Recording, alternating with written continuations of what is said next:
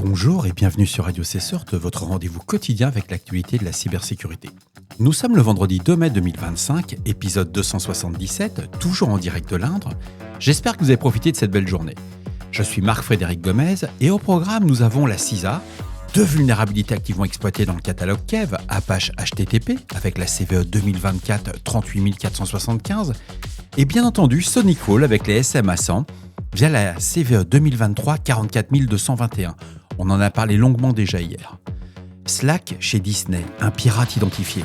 1,1 Tera de données internes exfiltrées via un faux outil d'IA. Slack abandonné au profit de Microsoft Teams, intéressant comme retour.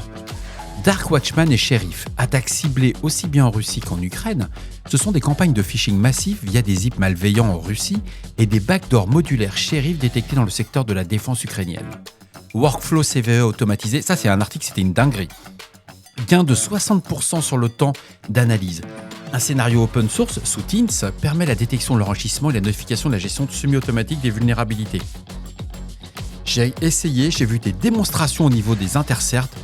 C'est vraiment un outil de tueur, il n'y a pas d'autre terme.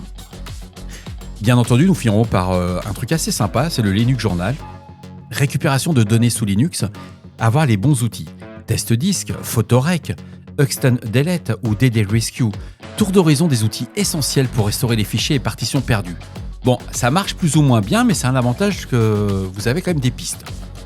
Bien entendu, vous retrouverez toutes les sources utilisées en description de cet épisode sur le site de radiocesseur.org. La CISA, notre agence fédérale américaine favorite, a ajouté le 1er mai 2025 deux nouvelles vulnérabilités à son catalogue de vulnérabilités exploitées connues. Sur la base de preuves d'exploitation actives, il s'agit de la CVE 2024 38475, c'est une faille d'échappement de sortie dans Apache HTTP Server, et de la CVE 2023 44221, c'est la fameuse faille d'injection de commandes système dans les appliances SonicWall SMA100. Ces vulnérabilités sont des vecteurs d'attaque courants pour les acteurs malveillants et posent des risques significatifs. Quand la CISA le met sur le Kev, ça veut dire que les attaques sont en cours. Si vous avez ce type de... Regardez le bulletin de sécurité si vous êtes impacté. Un Californien de 25 ans a plaidé coupable du piratage des canaux Slack internes de Disney. Une intrusion survenue l'an dernier et initialement revendiquée par un groupe se disant activiste russe appelé Nullbulge. L'enquête du DOJ, le département de la justice américaine, a révélé qu'en réalité, Ryan Mitchell Kramer a infiltré le réseau en diffusant un faux outil de génération d'images IA contenant un malware qu'un employé de Disney a exécuté involontairement. Grâce à ce point d'appui, le pirate a accédé à des milliers de salons Slack de Disney et exfiltré plus de 1,1 Tera de données. Messages, informations sur des projets, données personnelles des employés.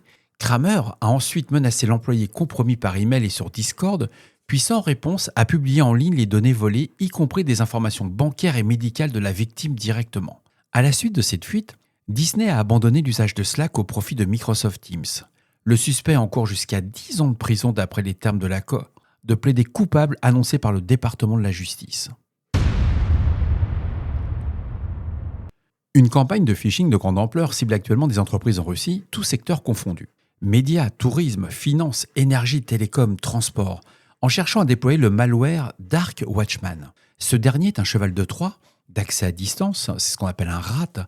C'est un fileless qui est écrit en JavaScript avec un keylogger en C#, capable de loguer les frappes au clavier, collecter des informations système et déployer des charges secondaires. Connu depuis 2021, on en a parlé régulièrement de Dark Watchman. Il est ici diffusé par des emails piégés contenant des archives zip. Si vous vous souvenez, on avait parlé sur des archives TAR.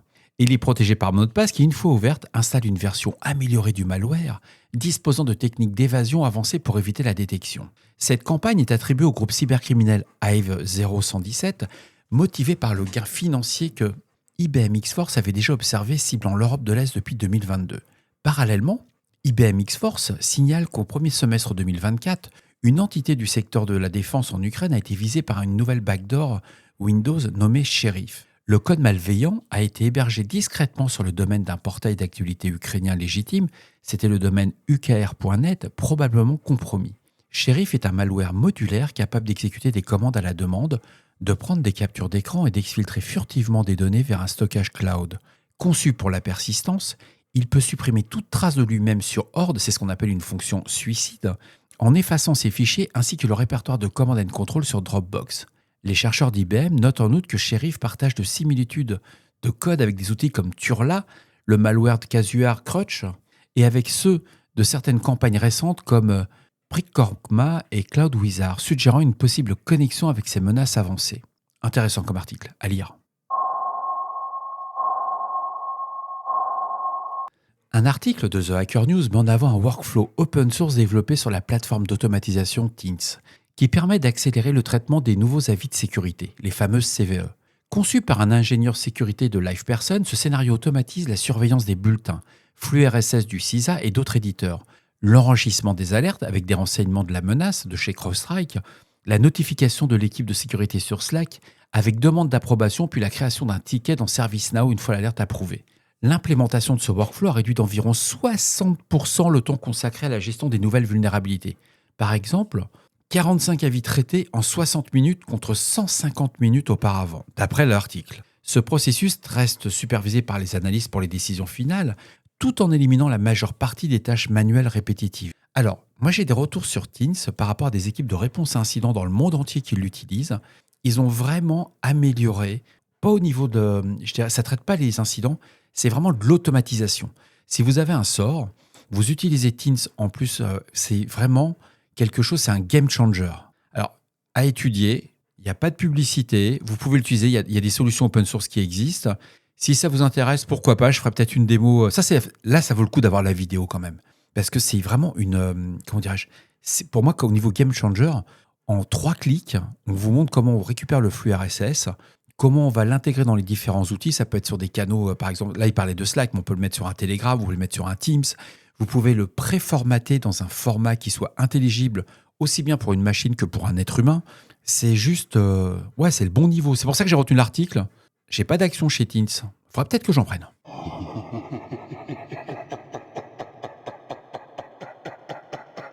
Et enfin, pour finir cette revue de presse de la journée, il y a Link Journal qui propose un guide pratique pour récupérer des fichiers perdus ou des partitions corrompues sous Linux. Alors vous allez me dire, mais qu'est-ce que ça fout dans la cybersécurité ? C'est hyper important. Quand vous allez sur des serveurs que les attaquants ont effacé des fichiers, vous n'allez pas forcément tout de suite avoir tous les outils nécessaires, toutes les suites entre guillemets forensiques. Et connaître ces lignes de commande, pour moi, c'est vraiment quelque chose qui peut vous faire gagner du temps. Surtout que ça peut être suite à une suppression, alors accidentelle, mais généralement c'est un attaquant, un disque défaillant. Et parmi les outils open source évoqués, on va retrouver TestDisk, c'est un utilitaire en ligne de commande qui est assez puissant pour retrouver des partitions perdues et repérer des secteurs de boot endommagés. Donc, c'est les fameuses partitions non amorçables. Il y a Photorec, c'est un logiciel de récupération de fichiers effacés par analyse des traces binaires. C'est ce qu'on appelle du file carving. Il est capable de restaurer de nombreux formats de fichiers, images, vidéos, documents, archives. C'est intéressant quand on n'a pas de suite, entre guillemets, de forensique avec des très grands budgets. Vous allez être pressé, c'est votre serveur Linux qui s'est fait, et puis il y a des effacements. Ça peut vous aider à récupérer certains répertoires. Et puis enfin, il y a le Ext Undelete. C'est un outil qui permet de restaurer des fichiers supprimés sur une partition ext3 et ext4 en exploitant le journal du système de fichiers pour récupérer à la fois le contenu et les noms des fichiers effacés. Ça m'a déjà sauvé la vie. Là, j'ai du rétexte dessus. Combien de fois la commande rm-rf est à manipuler avec précaution. Mais parfois, on se gourre un peu. Bon, il y a le DD Rescue. Alors, c'est un programme GNU conçu pour cloner un disque dur endommagé en présentant des secteurs défectueux, en lisant uniquement les blocs intacts. Ça va contourner les zones illisibles avec une reprise possible en cas d'interruption. Il faut savoir que dans l'article, chaque outil répond à un scénario de perte de données différent et le guide recommande par exemple d'utiliser DD Rescue en premier lieu pour sauvegarder une image d'un disque défaillant.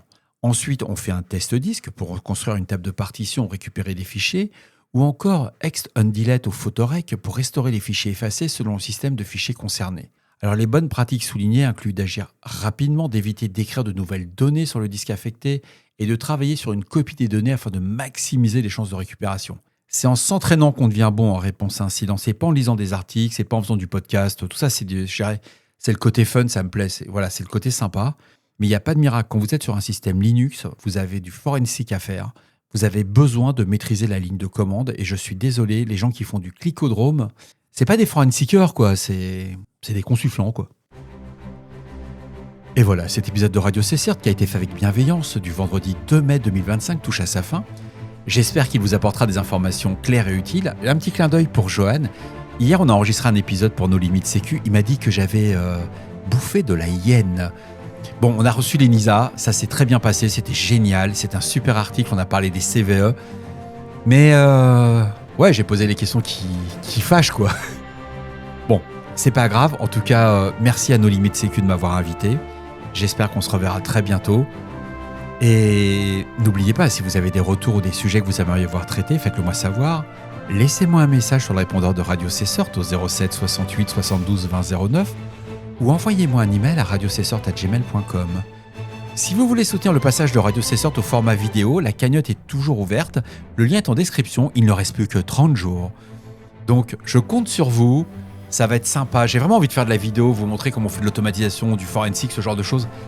C'est une dinguerie, quoi. Mais bon, moi je mets une très grosse partie de ma poche, mais je veux que ce soit un projet communautaire, je veux que ce soit toute la communauté qui avance. C'est pas juste Marc Frédéric qui va se faire plaisir. N'oubliez pas, on ne réfléchit pas, on patch direct. On se retrouve demain pour un nouvel épisode. Prenez soin de vous et à très bientôt sur Radio Cessort. J'ai mal partout. J'ai fait du marteau-piqueur aujourd'hui, c'était une dinguerie. Je vous en parlerai un peu plus tard. Ou pas, parce que je pense que ça va intéresser personne. Mais arrivé à un certain âge, il faut arrêter de faire du bricolage, il faut donner à faire.